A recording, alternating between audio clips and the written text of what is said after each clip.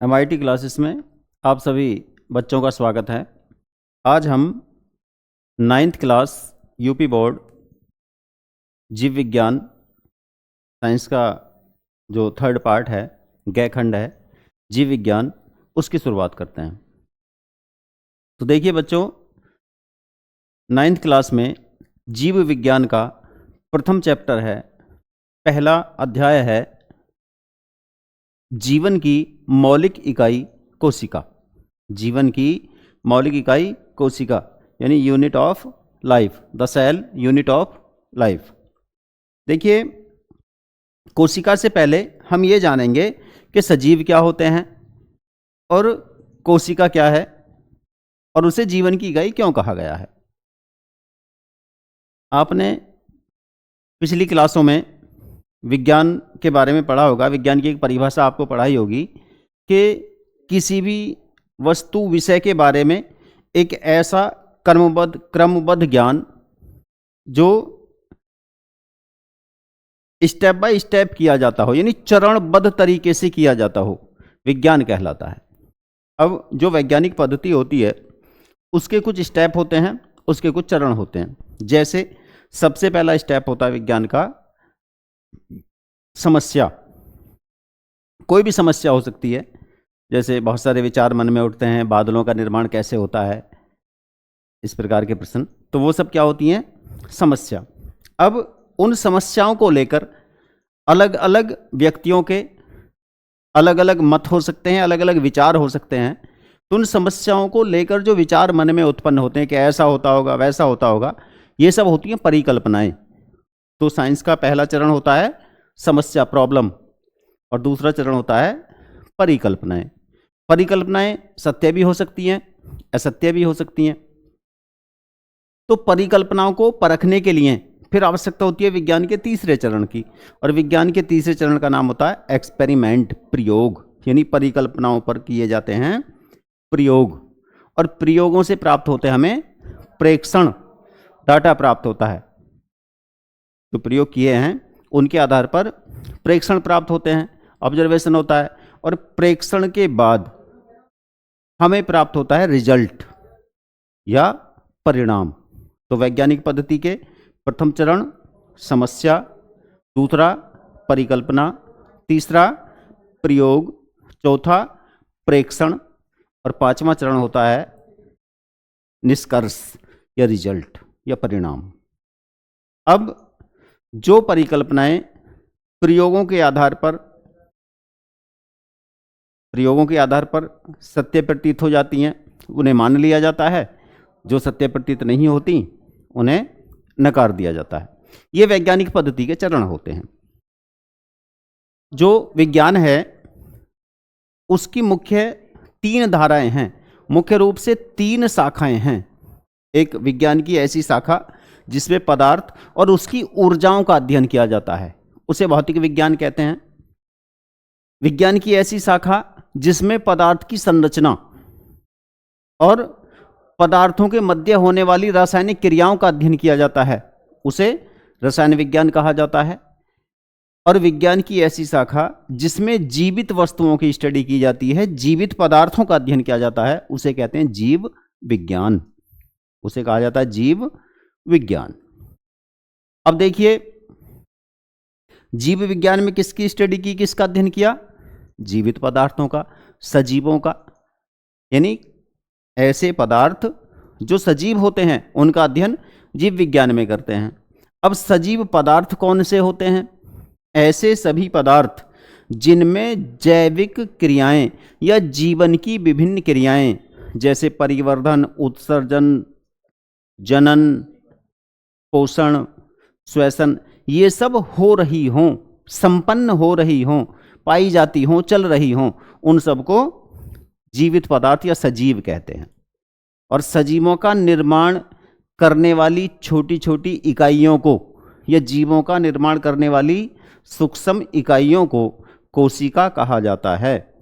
कोशिकाएं जीवों के निर्माण की मुख्य इकाइयां होती हैं, और सभी प्रकार की जैविक क्रियाएं, क्योंकि जीवों में जैविक क्रियाएं होती हैं, वो सभी क्रियाएं कोशिका के अंदर ही संपन्न होती हैं। तो कोशिका क्या होती है? जीवों के निर्माण करने वाली वे सूक्ष्म इकाइयां जिनमें सभी प्रकार की जैविक क्रियाएं संपन्न होती हों, कोशिका कहलाती हैं। तो एक प्रकार से कोशिका किसी भी जीव की संरचनात्मक यानी उसकी संरचना का निर्माण करने वाली और क्रियात्मक यानी जैविक क्रियाओं को संपन्न करने वाली सूक्ष्म इकाई है। अर्थात किसी जीव का निर्माण करने वाली वह सूक्ष्म इकाई जिसमें जीवन की सभी क्रियाएं होती हों, कोशिका कहलाती है। तो ये कोशिका की डेफिनेशन होगी। आपको पता चला कोशिका क्या होती है। अब बात ये आती है कि कोशिका को सबसे पहले देखा किसने था, कोशिका की खोज किसने की थी। तो कोशिका की खोज का श्रेय जाता है रॉबर्ट हुक। कोशिका की खोज कोशिका की खोज की थी रॉबर्ट हुक नामक वैज्ञानिक ने। कब? सन 1665 में। सन 1665 में। अब रॉबर्ट हुक ने क्या किया? रॉबर्ट हुक ने रबड़ की कार्क को, उसके पतले पतले सेक्शन बनाए, छोटा सा टुकड़ा उसका काटा और उस टुकड़े को, कार्क कहते हैं जो बोतल के मुंह में डार्ट लगाई जाती है, और रबड़ की बनी होती है। लैब में जो बोतल होती है कांच की जिनमें केमिकल्स रखे जाते हैं, तो उनके मुंह में एक डार्ट लगाई जाती है और रबड़ की बनी होती है। तो रॉबर्ट हुक ने क्या किया?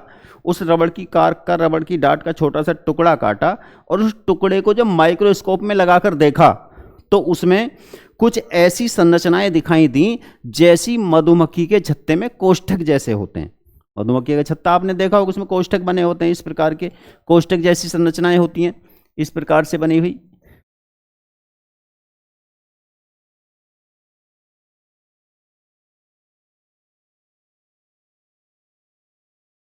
तो इस प्रकार की संरचनाओं को रॉबर्ट हुक ने किस में देखा?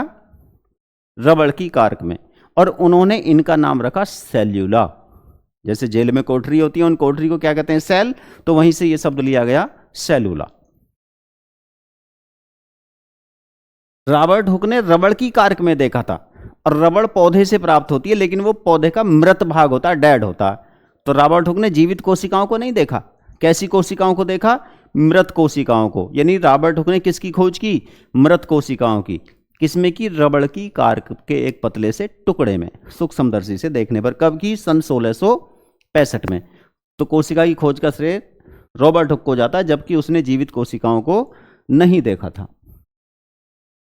रॉबर्ट हुक ने एक बुक लिखी, माइक्रोग्राफिया, और उस अपनी पुस्तक में, माइक्रोग्राफिया पुस्तक में, इस बात का जिक्र किया है कि उन्होंने किस प्रकार कोशिका की खोज की थी।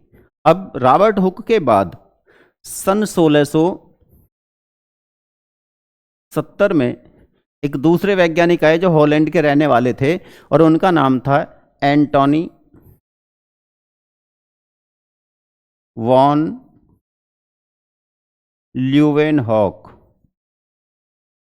Antony von Leeuwenhoek. इन्होंने 1670 में जीवित कोशिकाओं को देखा। यानी इन्होंने भी एक माइक्रोस्कोप का आविष्कार किया, माइक्रोस्कोप बनाया, अपना स्वनिर्मित माइक्रोस्कोप था, और उसकी सहायता से जो सूक्ष्म जीव होते हैं, प्रोटोजोआ वगैरह के जीव होते हैं, यानी तालाब के जल में जब देखा तो कुछ जीव इधर से उधर भाग रहे थे, तो इन्होंने जीवित कोशिकाओं को, किसने देखा? रॉबर्ट हुक ने। एंटोनी ल्यूवेनहॉक ने। रॉबर्ट हुक ने मृत कोशिकाओं को, और इन्होंने 1670 में एंटोनी ल्यूवेनहॉक ने जीवित कोशिकाओं को देखा। किन्हें देखा? जीवित कोशिकाओं को, जीवित सेल।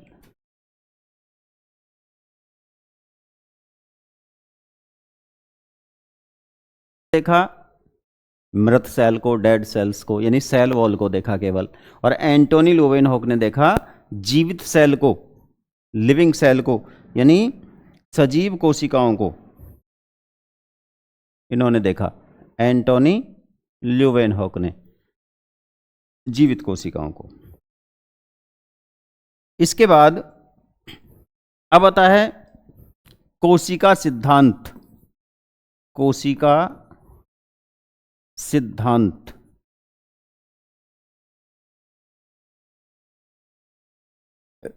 यानी सेल थ्योरी।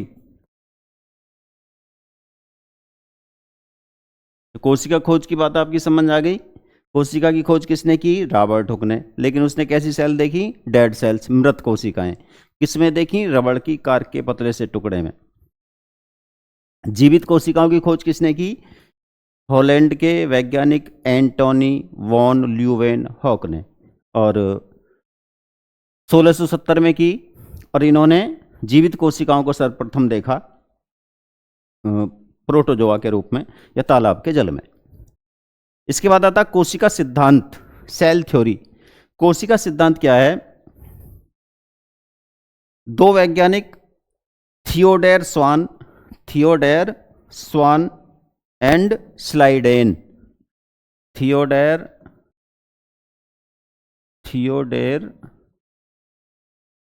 स्वान एवं स्लाइडेन,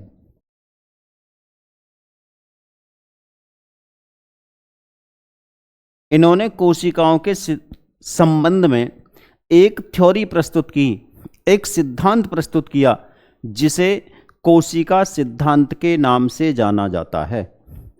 इनके इस सिद्धांत के अनुसार सभी जीव कोशिकाओं से मिलकर बने होते हैं, यानी सभी जीवों की बॉडी में कोशिकाएं उपस्थित होती हैं तथा जीवन की प्रक्रियाएं कोशिकाओं में संपन्न होती हैं। इन्होंने ये बताया। दूसरी बात इन्होंने ये बताई कि जो नई कोशिकाएं निर्मित होती हैं, नई कोशिकाएं उत्पन्न होती हैं, वो पहले से उपस्थित यानी पुरानी कोशिकाओं से उत्पन्न हो सकती हैं। अर्थात नई कोशिकाओं की उत्पत्ति पूर्ववर्ती कोशिकाओं से होती है, पूर्ववर्ती कोशिकाओं से या पहले से उपस्थित कोशिकाओं से होती है। निर्जीव पदार्थों से नई कोशिकाओं का निर्माण नहीं हो सकता। ये दो बातें इन्होंने बताई। इनके बाद एक और वैज्ञानिक आए जिनका नाम था रुडोल्फ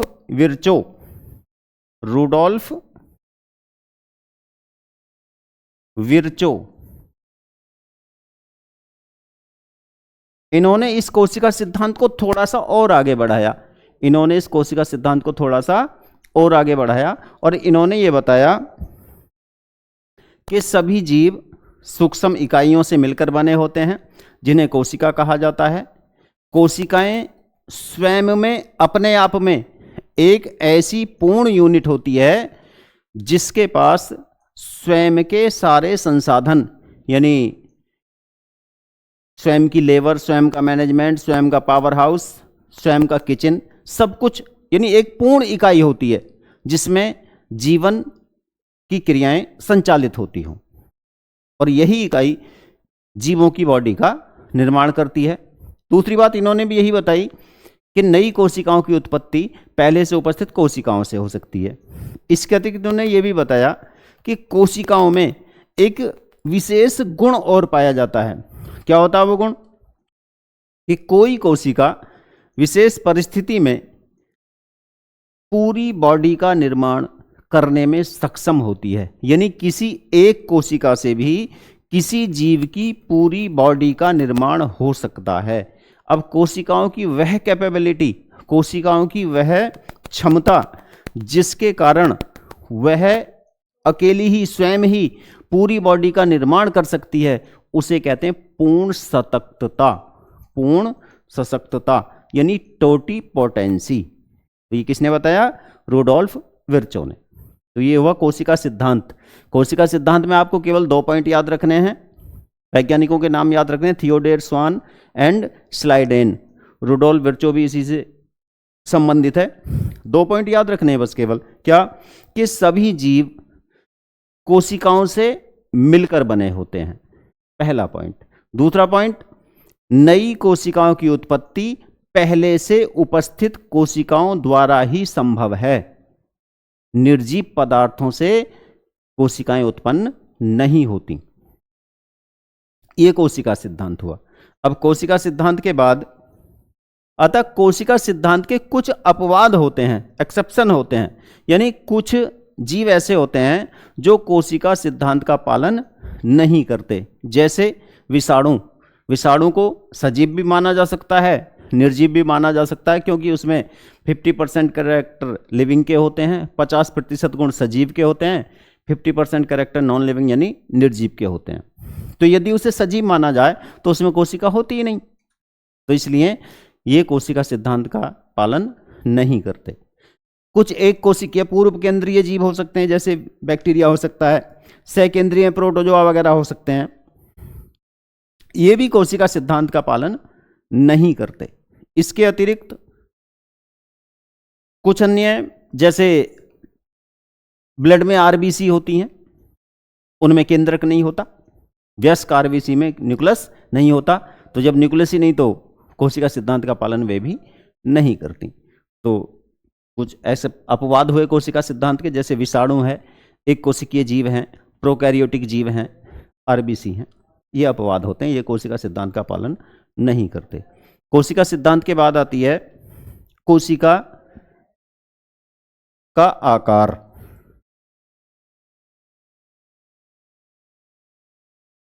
कोशिका का आकार, साइज क्या है? देखिए, कोशिकाएं जीवन की सूक्ष्म इकाइयां हैं, छोटी छोटी यूनिट हैं। सूक्ष्म का मतलब ऐसी इकाइयां हैं जिन्हें देखने के लिए सूक्ष्मदर्शी की आवश्यकता होती है, या जिनके अध्ययन के लिए सूक्ष्मदर्शी की आवश्यकता, माइक्रोस्कोप की आवश्यकता होती है। इस लिविंग वर्ल्ड में सभी कोशिकाएं एक जैसे आकार की नहीं होती, सबका आकार अलग अलग होता है। अभी तक ज्ञात सभी कोशिकाओं में सबसे छोटी कोशिकाएं जो होती हैं वो होती हैं पीपीएलओ नामक एक जीवाणु होता है, माइकोप्लाज्मा होता है, पीपीएलओ जीवाणु या प्रोकैरियोटिक जीव है ये। और सबसे छोटी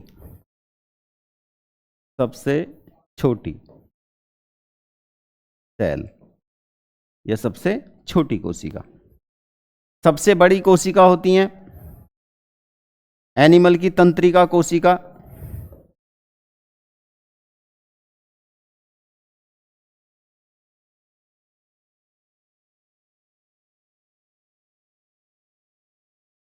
सबसे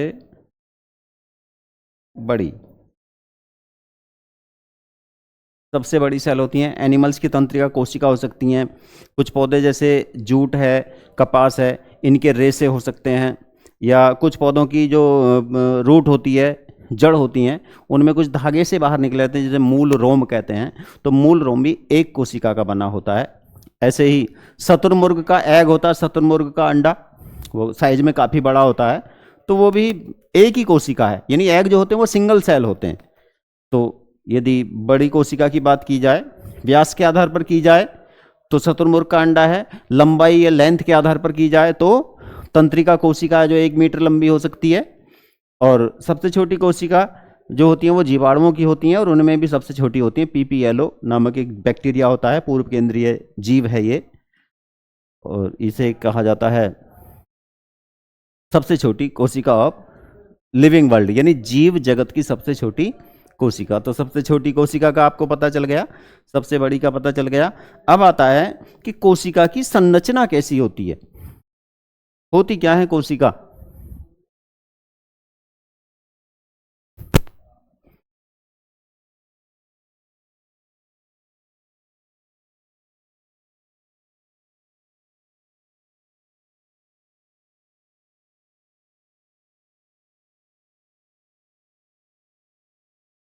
कोशिका की संरचना देखिए,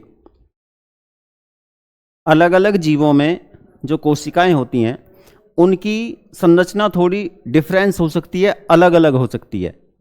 परंतु यदि हम एक पौधे की कोशिका को माइक्रोस्कोप से स्टडी करें, माइक्रोस्कोप से देखें, तो उसमें कोशिका के निम्नलिखित भाग दिखाई देते हैं जिसकी संरचना का हम वर्णन करेंगे। यदि जीवाणु की बात करें तो जीवाणु की कोशिका जो होती हैं वो प्राइमेटिव होती हैं, पूर्व केंद्रीय होती हैं, प्रोकैरियोटिक उनको कहा जाता है, उनमें बहुत कम कोशिका अंग होते हैं, सेल के ऑर्गन्स नहीं होते, तो उनकी स्ट्रक्चर होती है बिल्कुल सिंपल होती है, संरचना बिल्कुल सिंपल होती है। जटिल संरचना जो होती है वो या तो एनिमल कोशिका की होती है या फिर प्लांट कोशिका की यानी पौधे की कोशिका की होती है। तो यहाँ हम संरचना का वर्णन जब करेंगे तो पौधे की कोशिका का वर्णन करेंगे, यानी एक वनस्पति कोशिका की संरचना में निम्नलिखित भाग होते हैं। यदि कोशिका को देखा जाए तो उसकी संरचना को निम्नलिखित भागों में विभक्त किया जा सकता है, बांटा जा सकता है। कोशिका में सबसे पहले होती है कोशिका भित्ति। कोशिका भित्ति,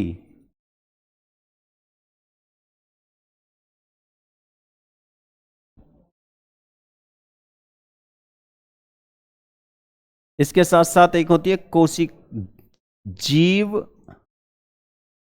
द्रव्य, यानी कोशिका भित्ति, सेल वॉल।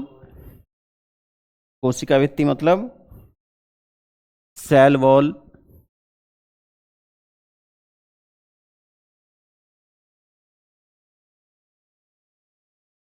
और ये हो गया आपका प्रोटोप्लाज्म।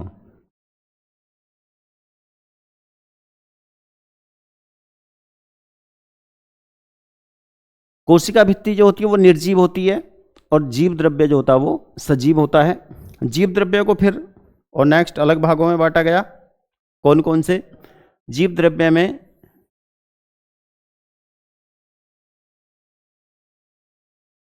कोशिका कला,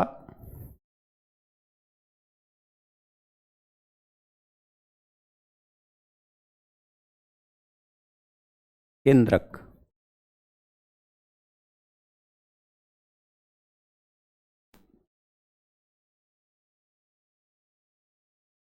कोशिका कला, केंद्रक और कोशिका के बाकी अंग माइटोकॉन्ड्रिया,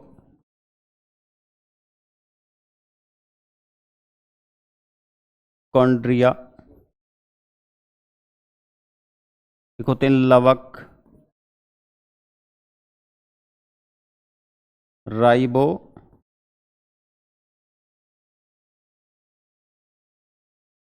सोम,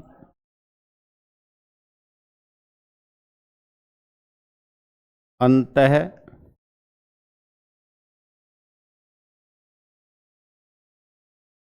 प्रदव्य जालिका। इसके अतिरिक्त कुछ ऐसे कॉमन अंग भी होते हैं जो एनिमल में पाए जाते हैं, जैसे गालजी, काय,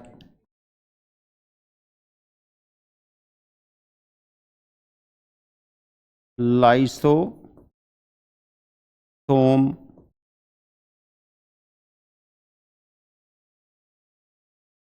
और सेंट्रोसोम।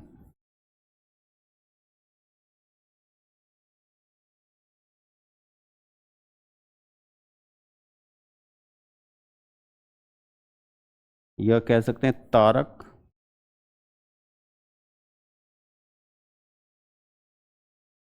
केंद्र, लाइसोसोम या तारक केंद्र। अब देखिए कोशिका कला को कहा जाता है cell membrane, cell MEMBRANE, cell membrane. Mitochondria,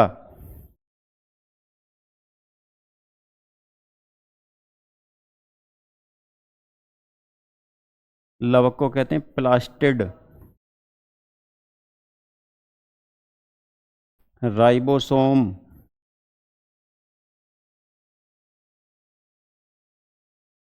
इसे कहते हैं E for endoplasmic, R for reticulum, ER यानी एंडोप्लाज्मिक रेटिकुलम। गोल्जी बॉडी,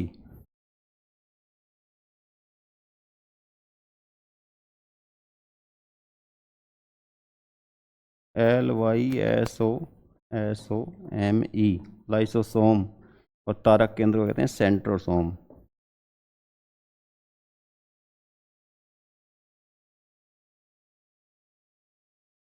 इसे कहा जाएगा न्यूक्लियस। केंद्र को कहा जाता है न्यूक्लियस। अब देखिए, कोशिका भित्ति, सेल वॉल। कोशिका भित्ति जो होती है वो सेल के चारों ओर उपस्थित, सेल के चारों ओर उपस्थित एक ऐसी निर्जीव लेयर है जो केवल पौधों की कोशिकाओं में पाई जाती है, जो केवल पौधों की कोशिकाओं में पाई जाती है। और ये कोशिका भित्ति जो होती है वो निर्जीव होती है, पारगम्य होती है और केवल पौधों की कोशिकाओं में पाई जाती है, सेलुलोज से बनी होती है। तो क्या याद रखना आपको, कोशिका भित्ति कोशिका के चारों ओर उपस्थित एक ऐसी लेयर है, एक ऐसी परत है जो निर्जीव होती है, सेलुलोज से बनी होती है, पारगम्य होती है। जो निर्जीव है, सेलुलोज से बनी है, पारगम्य है और केवल कोशिका, पौधों की कोशिका में उपस्थित होती है या पाई जाती है। ये बातें आपको याद रखनी है। पारगम्य का मतलब क्या हुआ कि ऐसा कोई भी लेयर, ऐसी कोई भी परत जिसको विलेय और विलायक यानी विलयन के दोनों अवयव पार करके निकल जाएं, ऐसी लेयर्स को, ऐसी परतों को पारगम्य कहते हैं। तो कहने का मतलब ये हुआ कोशिका भित्ति को विलयन और विलयन के दोनों अवयव, विलेय भी और विलायक भी, दोनों पार करके निकल सकते हैं, यानी वो पारगम्य है। निर्जीव परत है और सेलुलोज की बनी है, मोस्टली सेलुलोज की, पैक्टिन भी होता है उसमें, लेकिन मुख्य घटक क्या होता है उसका, सेलुलोज। तो कोशिका भित्ति के बारे में, यानी सेल के चारों ओर उपस्थित एक ऐसी लेयर, ये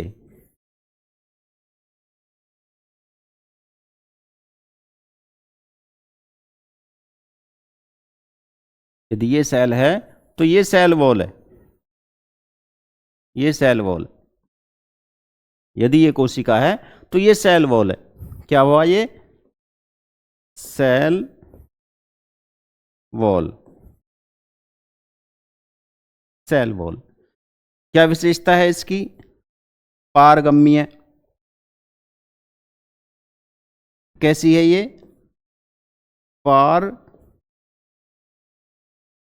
पारगम्य और निर्जीव, सेलुलोज से बनी, सेलुलोज से बनी और केवल पौधों में, केवल प्लांट में। ये विशेषता हो गई इसकी, ठीक है। इसके बाद आता है जीव द्रव्य प्रोटोप्लाज्म। इस सेल वॉल के अंदर कोशिका में जो भी जीवित पदार्थ है, जो भी जीवित पदार्थ है, उस टोटल सिस्टम को कहा जाता है, टोटल मटेरियल को कहा जाता है, टोटल द्रव्य को कहते हैं प्रोटोप्लाज्म, जीव द्रव्य।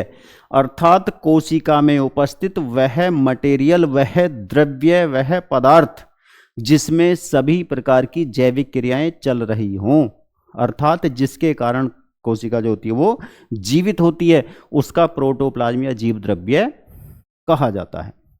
जीव द्रव्य की को एक वैज्ञानिक थे जूलियस हेक्सले। तो जूलियस हेक्सले ने जीव द्रव्य को प्रोटोप्लाज्म का जीवन का भौतिक आधार बताया है। उन्होंने कहा कि जीवन की सभी क्रियाएं इसी में संपन्न होती हैं, इसलिए प्रोटोप्लाज्म जो होता है वो जीवन का भौतिक आधार होता है, यानी फिजिकल बेसिस ऑफ लाइफ, जीवन का आधार होता है जीव द्रव्य। जीव द्रव्य के बारे में एक विशेषता और बता दें आपको, कोशिका का जीव द्रव्य एक ऐसा जटिल संरचना वाला कोलायडी द्रव्य है जिसमें जीवन की सभी क्रियाएं संपन्न होती हैं, परंतु किसी भी लैब में किसी भी विधि द्वारा इसका निर्माण संभव नहीं है। इसका निर्माण केवल जीवित कोशिकाओं में होता है, यानी जीवित कोशिकाएं ही इसका निर्माण कर सकती हैं। किसी भी वैज्ञानिक विधि से, लैब में या कृत्रिम विधि से इसको नहीं बनाया जा सकता। तो ये हुआ जीव द्रव्य। अब जीव द्रव्य में कुछ जो मुख्य भाग है वो तो होता है न्यूक्लियस, ये नहीं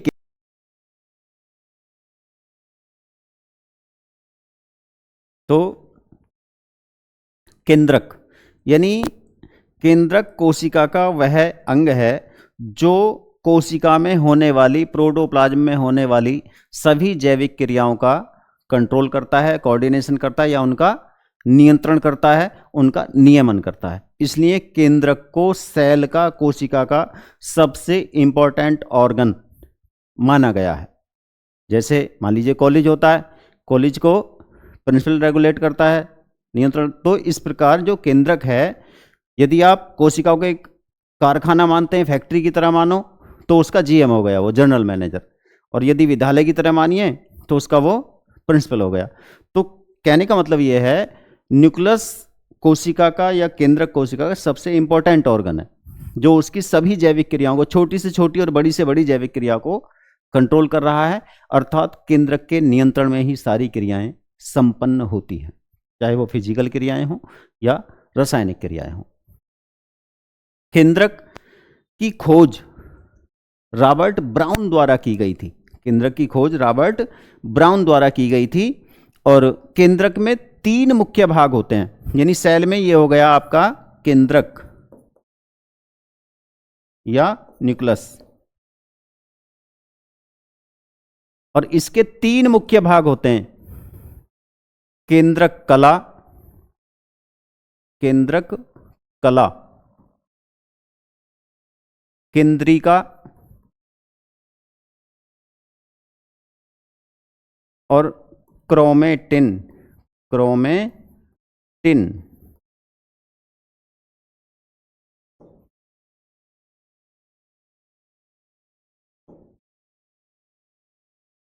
केंद्रक कला, न्यूक्लियो लेयर,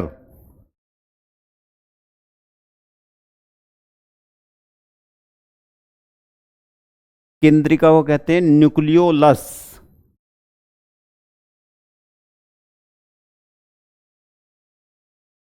और क्रोमेटिन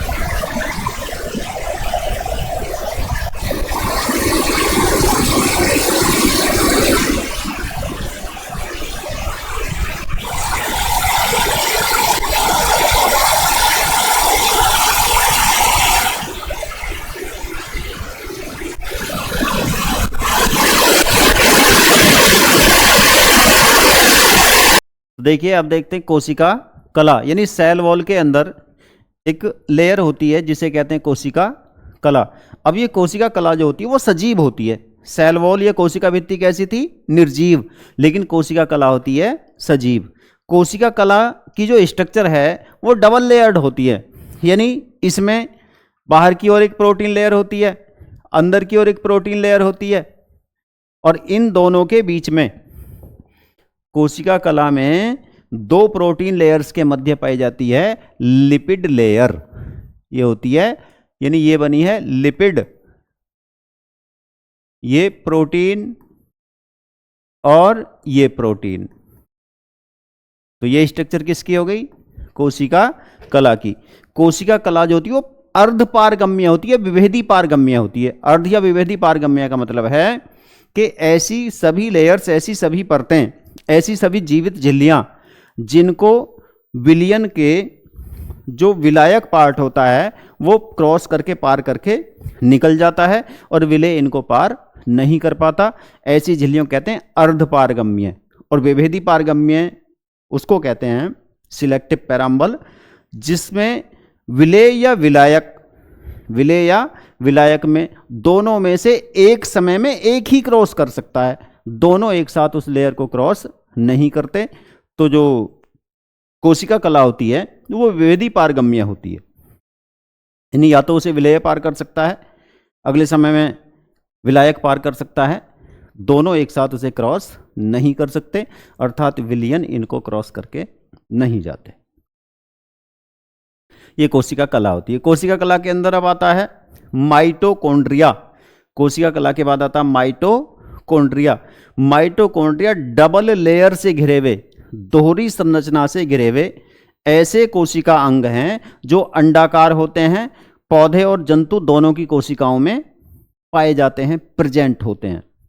इन्हें कोशिका का पावर हाउस कहा जाता है, क्योंकि माइटोकॉन्ड्रिया में श्वसन या कोशिकीय श्वसन या ऑक्सी श्वसन की क्रिया के द्वारा, अर्थात क्रेब्स चक्र की क्रिया द्वारा ऊर्जा उत्पन्न होती है।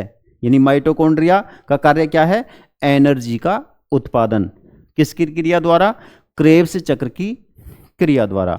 माइटोकॉन्ड्रिया की विस्तार से स्ट्रक्चर और क्रेब्स चक्र क्या है इसके बारे में नेक्स्ट लेक्चर होगा, अलग होगा वो। इसके बाद आते हैं लवक या प्लास्टिड।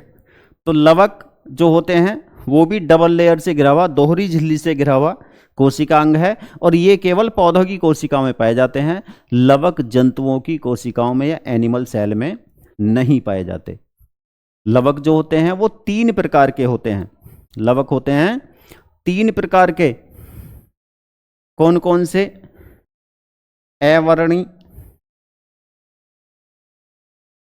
वर्णी और हरित। हरित लवक को क्लोरोप्लास्ट कहते हैं, वर्णी लवक को क्रीमोप्लास्ट कहते हैं, क्रीमोप्लास्ट, और अवर्णी लवक को ल्यूकोप्लास्ट कहते हैं। हरित लवक, क्लोरोप्लास्ट, वर्णी लवक, क्रीमोप्लास्ट, अवर्णी लवक, ल्यूकोप्लास्ट। सबके अलग अलग कार्य हैं। हरित लवक में क्लोरोफिल होता है, तो ये प्रकाश संश्लेषण द्वारा भोजन का निर्माण करते हैं। पौधे जो ग्रीन दिखाई देते हैं वो किसके कारण दिखाई देते हैं? हरित लवक के कारण। हरित लवक क्लोरोप्लास्ट के कारण पौधे भोजन बनाते हैं, उन्हें स्वपोषी कहते हैं, प्रकाश संश्लेषण करते हैं, ऑक्सीजन का निर्माण करते हैं। किसके कारण? हरित लवक के कारण। प्रकाश संश्लेषण केवल हरित लवक के द्वारा होता है, यहाँ होता है, हरित लवक में होता है। तो इन्हें जो हरित लवक होते हैं, क्लोरोप्लास्ट होते हैं, उन्हें पौधों का किचन कहा जाता है, या पौधों की कोशिका का किचन भी कहा जाता है, क्योंकि यहाँ पर प्रकाश संश्लेषण द्वारा भोजन का निर्माण होता है। जो वर्णी लवक होते हैं वो पौधों के पुष्प और फलों को कलर प्रदान करते हैं। पुष्प, फल वगैरह को कलर प्रदान करने का कार्य किसका है? वर्णी लवक का, क्रीमोप्लास्ट का। और तीसरे होते हैं अवर्णी लवक, ये भोजन को संचित करने का कार्य करते हैं। जो फूड बनता है उसको स्टोरेज करने का ये कार्य करते हैं। आलू वगैरह में भोजन संचित करते हैं। जब फल कच्चे होते हैं तो उनमें क्लोरोप्लास्ट होता है, लेकिन जब वो पकने शुरू होते हैं तो उनके क्लोरोप्लास्ट क्रीमोप्लास्ट में कन्वर्ट होने लगते हैं, जिसके कारण वो कलर्ड हो जाते हैं, रंगीन हो जाते हैं। फिर आते हैं राइबोसोम। राइबोसोम दोनों प्रकार की कोशिकाओं में पाए जाते हैं, जंतु कोशिकाओं में भी और वनस्पति कोशिका पौधों की कोशिकाओं में भी। और ये दो प्रकार के होते हैं, एक राइबोसोम होते हैं 70S और एक राइबोसोम होते हैं 80S। ये कैटेगरी है राइबोसोम की।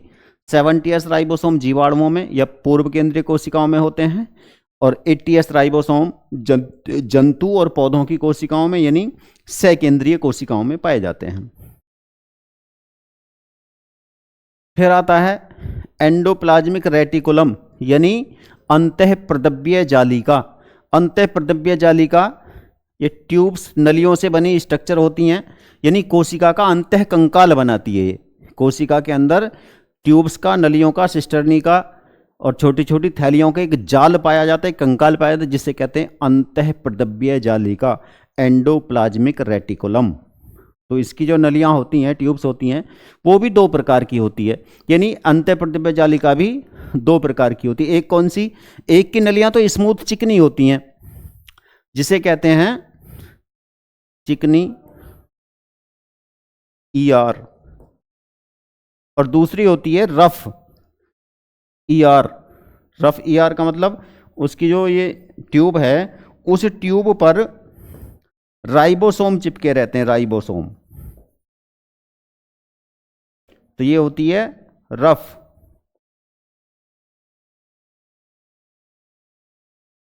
रफ ER यानी खुरदरी ER, जिस पर राइबोसोम प्रेजेंट होते हैं। तो अंतःप्रद्रव्य जालिका दो प्रकार की होती है। इसका कार्य क्या? कोशिका का कंकाल का निर्माण करना, skeletal of cell. Golgi body. Golgi body इस प्रकार के ऑर्गन्स होते हैं, ये भी सिस्टर्नी, थैली और नलियों से बने होते हैं और इनमें पाचक एंजाइम भरे रहते हैं। ज़्यादातर एनिमल सेल में ये पाए जाते हैं, जंतु कोशिकाओं में ये पाए जाते हैं, पौधों की कोशिकाओं में इनका प्राय अभाव होता है। इनमें कुछ डाइजेस्टिव या पाचक एंजाइम होते हैं और इन्हें कोशिका की ट्रैफिक पुलिस कहा जाता है, क्योंकि ये पदार्थों के स्थानांतरण और पदार्थों के जो अंतःकोशिकीय पाचन होता है उसमें डाइजेशन में हेल्प करते हैं। फिर आता है लाइसोसोम। लाइसोसोम भी एनिमल सेल में पाए जाते हैं। ये पाचक एंजाइमों से या हाइड्रोलाइटिक एंजाइमों से या जल अपघटनी एंजाइमों से भरी हुई थैलियां होती हैं, जो कोशिका के कोशिका द्रव्य में घूमती रहती हैं। अंतःकोशिकीय पाचन में ये फटती हैं तो जो भोजन होता है वो पच जाता है, और यदि ये एक्टिव होकर, ये किसी पदार्थ से सक्रिय होकर कोशिका में फट जाती हैं तो कोशिका जो होती है वो नष्ट हो जाती है, यानी कोशिका के अवयवों को ये पचा लेते हैं और कोशिका को फिनिश कर देते हैं। इसलिए इन्हें सुसाइड बैग ऑफ सेल, कोशिका की आत्महत्या की थैलियां कहा जाता है। किसको? लाइसोसोम को। ये केवल जंतुओं में पाई जाती हैं, जंतुओं की कोशिका में होती हैं, पौधों की कोशिका में नहीं पाई जाती। जो मजदूर कोयले की खान में काम करते हैं तो वो काफ़ी नीचे भूमि के अंदर कोयले, वहाँ डस्ट होती है कोयले की बहुत, वहाँ काम करते हैं, तो रेस्पिरेशन के थ्रू, श्वसन के थ्रू, या जो कपड़े के मिल में काम करने वाले मजदूर होते हैं, वहाँ छोटे छोटे रेसे जब उनकी लंग्स में पहुँचते हैं, फेफड़ों में पहुँचते हैं, तो फेफड़े की कोशिकाओं के लाइसोसोम एक्टिव हो जाते हैं और वो अपने आप को फिनिश कर देते हैं, समाप्त कर देते हैं, जिससे कोशिकाएं नष्ट हो जाती हैं। उससे एक डिसीज उत्पन्न होता है रेस्पिरेशन का या श्वसन संबंधी एक रोग उत्पन्न होता है, जिसे कहते हैं रेशमयायता। तो ये बहुत हानिकारक हो सकते हैं लाइसोसोम। कोशिका में क्या कार्य है इनका? अंतःकोशिकीय पाचन के लिए फूड वैक्यूल या खाद्य रिक्तिकाओं का निर्माण करना और विषम परिस्थिति में क्षतिग्रस्त कोशिकाओं को, जैसे चोट वगैरह लग जाती है, क्षतिग्रस्त कोशिकाओं को नष्ट करना, ये इनका कार्य होता है। लाइसोसोम के बाद एक आता है सेंट्रोसोम यानी तारक केंद्र। ये भी केवल जंतुओं की कोशिकाओं में पाया जाता है और ये नलियों से बना हुआ, 3 नलियों के ग्रुप के रूप में 9 नलियों से बना हुआ एक स्टार के आकार का कोशिका अंग है। इसका कार्य होता है कोशिका विभाजन के समय कोशिका में स्पिंडल फाइबर का निर्माण करना, जिसके कारण कोशिकाएं विभाजित होकर नई कोशिका का निर्माण करती है। अब जंतुओं में ये जंतु कोशिका में होता है, परंतु हमारे मस्तिष्क की या हमारे तंत्रिका तंत्र की कोशिकाओं में, यानी हमारा जो ब्रेन होता है उसकी कोशिकाओं में ये तारक केंद्र नहीं पाया जाता, इसलिए वे कोशिकाएं विभाजन करके नई कोशिकाओं का निर्माण नहीं कर सकती। तो उनमें रीगर्नेशन की क्षमता या पुनरुद्भवन की क्षमता ब्रेन में इसलिए नहीं होती क्योंकि उनमें तारक केंद्र नहीं होते। इसलिए जब ब्रेन में चोट लग जाती है, जो कोशिकाएं क्षतिग्रस्त हो जाती हैं, तो उनका पुनर्निर्माण नहीं होता। इस प्रकार ये तारक केंद्र। अब ये कोशिका की स्ट्रक्चर हो गई आपके पास। आपको करना क्या है, कोशिका की संरचना आती है तो इन सब हेडिंग्स का वर्णन करना है आपको। कोशिका भित्ति निर्जीव होती है, पौधों की कोशिका में पाई जाती है, निर्जीव होती है, पौधों की कोशिका में पाई जाती है, और पारगम्य होती है। जीव द्रव्य प्रोटोप्लाज्म, यानी कोशिका का सभी लिविंग मटेरियल प्रोटोप्लाज्म होता है, और खोज इसकी जो जीव प्रोटोप्लाज्म होता है उसके भाग होते हैं, जैसे न्यूक्लियस। मुख्य भाग क्या है, न्यूक्लियस या केंद्रक। केंद्रक के 3 भाग हो गए, केंद्रक कला, केंद्रिका, क्रोमेटिन। केंद्रक कला चारों ओर की दीवार होगी केंद्रक के। केंद्रिका, केंद्रक के अंदर ऐसा भाग जिसमें राइबोसोम का निर्माण होता हो। क्रोमेटिन गुणसूत्र होते हैं जिन पर जीन होते हैं, डीएनए और हिस्टोन प्रोटीन के बने होते हैं। कोशिका कला सजीव लेयर सेल वॉल के अंदर होती है, सेल वॉल के अंदर होती है, सजीव होती है, विभेदी पारगम्य होती है। माइटोकॉन्ड्रिया कोशिका का पावर हाउस होता है। लवक पौधों की कोशिका में पाए जाते हैं, प्रकाश संश्लेषण में, पुष्पों को रंग देने में और भोजन एकत्रित करने में हेल्प करते हैं। राइबोसोम प्रोटीन संश्लेषण के लिए मुख्य इकाइयाँ होती हैं। 70 और 80S 2 प्रकार की होती हैं। जंतुओं और पौधों में 80S पाए जाते हैं, बैक्टीरिया में 70S पाए जाते हैं।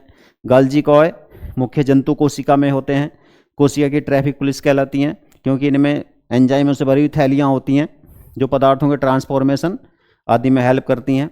Lysosome suicide bag of cell कोशिका में आत्महत्या की थैलियाँ कहा जाती हैं, जिनमें पाचक एंजाइम या जल अपघटनीय एंजाइम होते हैं।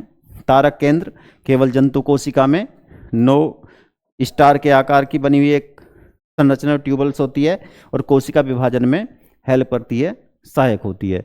तो ये इस प्रकार आज कोशिका की संरचना कंप्लीट हुई। कल के लेक्चर में टिश्यू वगैरह क्या होते हैं या कोशिका के जो ऑर्गन हैं, अंग हैं, उनकी विस्तार से किस प्रकार की स्ट्रक्चर होती है, ये हम आपको बताएंगे।